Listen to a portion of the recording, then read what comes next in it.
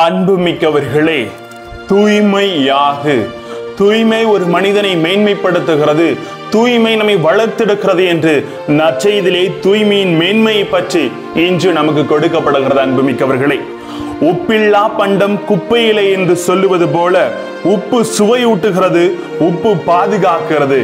இந்த தூய்மை நிலையை பற்றி வார்த்தையோடு ஒரு பயணம் செய்து அறிந்து கொள்ளுவோம். வாங்க.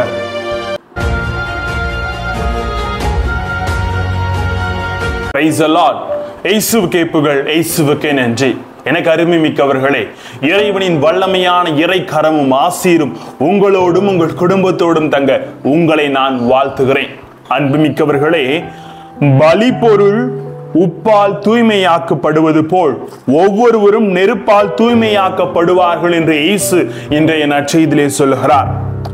உப்பு தன் தன்மையை காத்து கொள்ள வேண்டும், நாமும் நமது தூய்மையும் அமைதியையும் உணர்ந்து கொள்ள வேண்டும் என்று இன்று சீடர்களுக்கு அழகாக ஆண்டவர் இயேசு கற்பிக்கிறார்.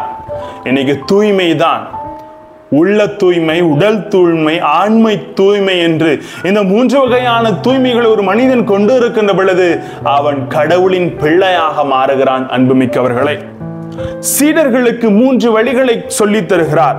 தூய்மை எப்படி அவர்கள் மாறினார்கள் என்ற உண்மை சொல்லப்படுகிறது.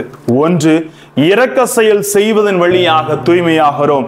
2, மற்றவர்களுக்கு இடராக இல்லாமல் விலகுவதும் நாம் தூய்மையாக்கப்படுவோம். எப்படின்னா, உதவி செய்யலனாலும் உபத்திரம் செய்யாம வாழணுங்க, அதுதாங்க முக்கியம்.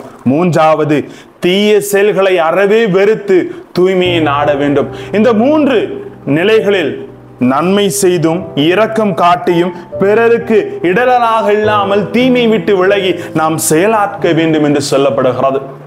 எப்படி நெருப்பில் எரியப்படும் பொன் தன் அழுக்குகளை எல்லாம் இழந்து ஒளி கொடுப்பது போல தன்னையே நெருப்பின் வெப்பத்திற்கு ஆட்படுத்தும் போது தான் அது தூய்மை பெறுகிறது.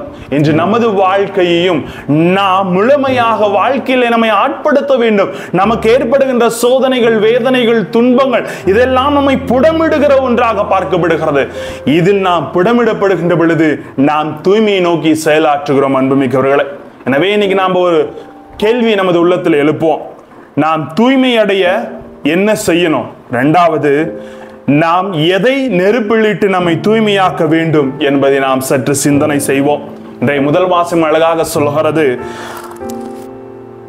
அநியாய செல்வம் சேர்த்தலை கண்டிப்பதோடு இவ்வகையான செல்வம் நெருப்பு போல அழிந்துவிடும் என்று எச்சரிக்கப்படுகிறது. அன்புமிக்கவர்களே, எனவே நமது வாழ்வால் பிறருக்கு தூய்மையை அளித்து, உப்புக்கு 2 குணம், சுவையூட்டுவதும் பாதுகாக்கும் தன்மை கொண்டது.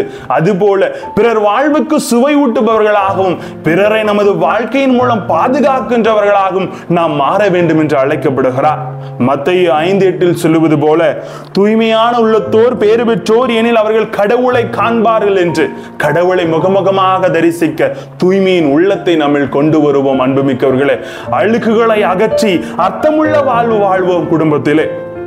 லூக்கா 10:42 அழகாக சொல்லுகிறது, மரியாவோ நல்ல பங்கை தேர்ந்தெடுத்துக் கொண்டார், அது அவளிடமிருந்து எடுக்கப்படாது என்று. நாம் தூய்மை என்ற நல்ல பங்கை தேர்ந்தெடுத்து நம்மிடமிருந்து அது விலகாதவாறு நம்மை காத்துக் கொள்ளுவோம். பொன்னெவ்வாறு புடமிட்டு அதன் தன்மை உணர்வது போல நமது வாழ்வை புடமிட்டு உப்பின் சுவை கொண்டவர்களாக பிறருக்கு சுவை ஊட்டுபவர்களாகவும் பாதுகாக்கும் தன்மை கொண்டு வாழ்வோம். ஆசீர் பெறுவோம். ஜெபிப்போமா? அன்பிறைவா, எங்கள் வாழ்விலும் எங்கள் குடும்பங்கள் எத்தனையோ பிரச்சனைகளை நாங்கள் சந்திக்கிறோம். ஆனால் இதுவெல்லாம் எங்கள் வாழ்வை புடமிடுவதற்காக உப்பின் தன்மை கொண்டு நாங்கள் சுவை கொடுப்பவர்களாகவும் பிறருக்கு வாழ்வு அளிப்பவர்களாகவும் பாதுகாக்கும் மனிதர்களாக மாறிட எங்கள் ஒவ்வொருவரையும் மாற்றி அருளும் ஆண்டவரே. Praise the Lord.